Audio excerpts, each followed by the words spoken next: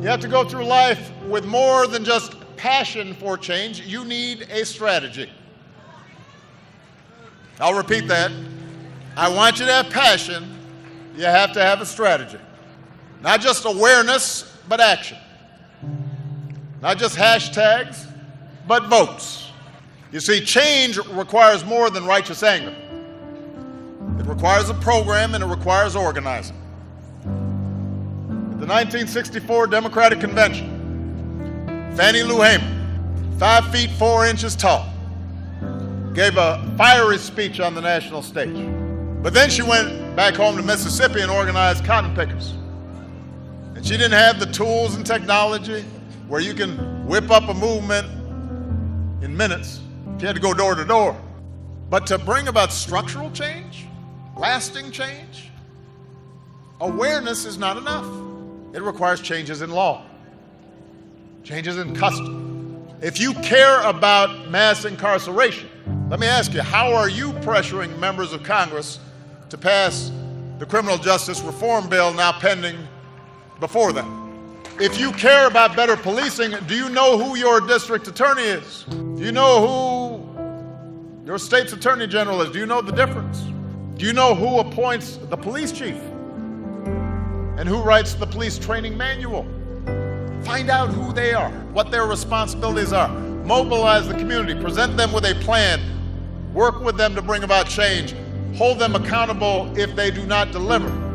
Passion is vital, but you gotta have a strategy. And your plan better include voting. Not just some of the time, but all of the time. It is absolutely true that 50 years after the Voting Rights Act, there are still too many barriers in this country to vote. There are too many people trying to erect new barriers to voting. This is the only advanced democracy on earth that goes out of its way to make it difficult for people to vote. And there's a reason for that. There's a legacy to that. Change requires more than just speaking out. It requires listening as well.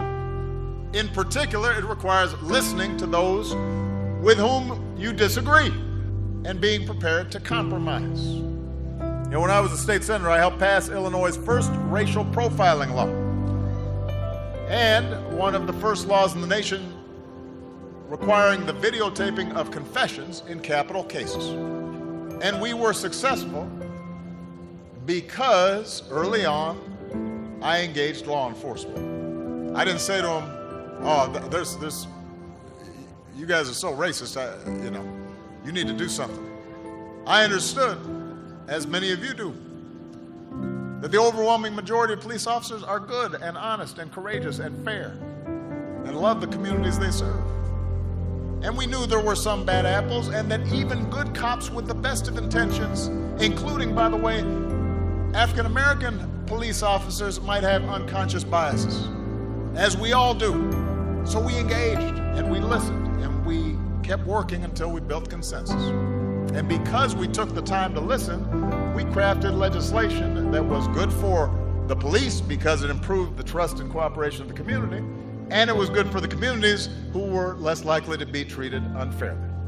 There will be times when you shouldn't compromise your core values, your integrity, and you will have the responsibility to speak up in the face of injustice. But listen, engage. If the other side has a point, learn from them. If they're wrong, rebut them, teach them, beat them on the battlefield of ideas. And you might as well start practicing now, because one thing I can guarantee you, you will have to deal with ignorance, hatred, racism, foolishness, trifling folks. I promise you, you will have to deal with all that at every stage of your life. That may not seem fair, but life has never been completely fair. Nobody promised you a crystal stair. And if you want to make life fair, then you've got to start with the world as it is. So, that's my advice. That's how you change things. Change isn't something that happens every 4 years or 8 years. Change is not placing your faith in any particular politician. and then just putting your feet up and saying, okay, go. Change is the effort of committed citizens who hitch their wagons to something bigger than themselves and fight for it every single day. Now it's your turn. And the good news is you're ready.